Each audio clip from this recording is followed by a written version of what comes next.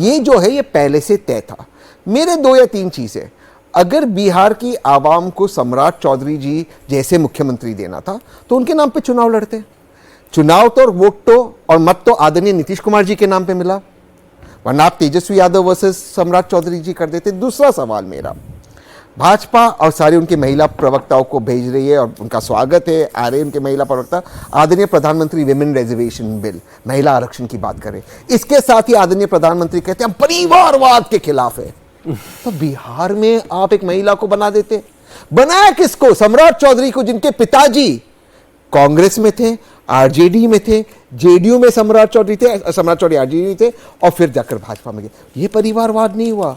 यहां पर महिलाओं को आपको एम्पावर नहीं करना है। अरे आपके करीबन बीजेपी के करीबन 20 राज्यों में मोटा मोटा उनकी सरकार है जी। आप कम से कम 33% वहां पर महिला बना देते, बंगाल और बिहार में बना देते। ये तो आपने भी वहां पे परिवारवाद किया। ठीक है, मुझे तो लगा था आप निशांत के बहाने परिवारवाद पे आएंगे, आप सम्राट जी के मैं ऐसे गुगली मारता हूं इसलिए कोई कैच ही नहीं कर पाता। चलिए अच्छा ठीक। अरे हमारे साथ राधिका खेड़ा जी बीजेपी से ज्वाइन कर चुकी हैं प्रोग्राम। राधिका जी बहुत स्वागत है आपका। और हमारे साथ स्टूडियो में इस वक्त राजकुमार राजन जी आरजेडी से भी आ चुके हैं। राजन साहब बहुत स्वागत है आपका भी। राधिका जी को बहुत बहुत बधाई। हमने सत्यप्रकाश जी को आपसे पहले बधाई दे दी, हमने तय किया था पहले आज उन्हीं को बधाई मिलेगी, क्योंकि वो आपकी उनकी पार्टी ना चाहती तो ये दिन आज बीजेपी नहीं देख पाती। मैंने आपको जवाब दिया कि आप बधाई बिहार को दीजिए, बिहार की जनता को दीजिए। और आज एक लाइन जोड़ना चाहता हूं, राधिका जी बोले आज बाबा साहब अम्बेडकर की जयंती है, तो संविधान को बधाई दीजिए जिन्होंने इस देश का संविधान दिया, और गरीब और पिछड़े के बेटे भी उस संविधान गलत दिला दिया। अभी वो बोल देंगे किसी दलित को बनाना है सीधा मुख्यमंत्री, फिर आपको आज के दिन पॉइंट पर गरीब और पिछड़ों के लोग भी सत्ता तक पहुंचे, ये बाबा साहब का दिन था। उनके भी पार्टी के नेता पहुंचे तो वो बाबा साहब के कार्य। मैं भगवान से ऐसी प्रार्थना करता हूं कि हर व्यक्ति को सम्राट चौधरी जैसा गरीब बनाए, हर व्यक्ति को। राधिका जी बधाई स्वीकार कीजिए। और उसके बाद लोग जानना चाहते होंगे आपसे सिर्फ सम्राट इस नई टीम का, लालू जी है, इस नई टीम का मैसेज क्या है? सम्राट चौधरी मुख्यमंत्री के तौर पर क्या वैल्यू एडिशन करेंगे इस सरकार में? सभी को नमस्कार। सबसे पहले तो सौरभ जी बधाई की पात्र बिहार की जनता है, जिनको कंटिन्यूसली एक स्टेबल और स्थिर सरकार मिल रही है। विपक्ष पूरा इकट्ठा हो गया, पूरी कोशिश कर ली, लेकिन बिहार की जनता ने लगातार जंगल राज के खिलाफ वोट दिया और देती आ रही है, क्योंकि वो उस समय में आरजेडी की सरकार के समय में वापस नहीं जाना चाहते।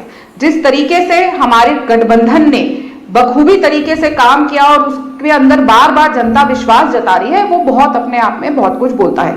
और ये भी देखने की बात है कि जो लोग आपस में ही लड़ते रहते हैं, कांग्रेस वाले हैं तो आजकल देखिए एक नेता दूसरे नेता पे कुछ ना कुछ कमेंट करता है।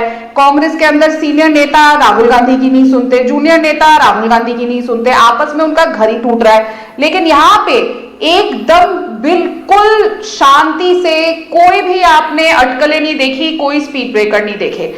लगातार नीतीश कुमार जी ने जिस तरीके से बिहार की सेवा करी है, बिहार को जंगल राज में से निकाल के डेवलपमेंट की ओर अग्रसर लेकर गए हैं, उसी रफ्तार से आज भी ये सरकार उनके मार्गदर्शन में काम करती रहेगी। बिहार की जनता ने जो चुनी सरकार, जो गठबंधन चुना, उसी को आगे लेके आज भी चलता रहेगा। तो मुझे नहीं लगता कि इसमें कोई ज्यादा अटकलें या सवाल होने चाहिए। रही बात तहसील जी की, वो ये बोल रहे थे कि महिलाएं प्रवक्ताएं हैं, सब कुछ है। बिल्कुल, आप लोग तो 60 साल इस बिल के ऊपर बैठे रहे। आप लोगों के लिए सिर्फ सशक्त महिला इंदिरा जी है, उसके बाद सोनिया जी, उसके बाद प्रियंका जी, और प्रियंका जी की बेटियां आएंगी मिराया जी। उसके अलावा कांग्रेस पार्टी में कोई सशक्त महिला नहीं होती। तमिलनाडु में चुनाव, हर चुनाव जब होता है कोई ना कोई महिला सामने आती है कि किस तरीके से उसके साथ बदसलूकी करी जाती है और उसको चुप रहने को कहा जाता है।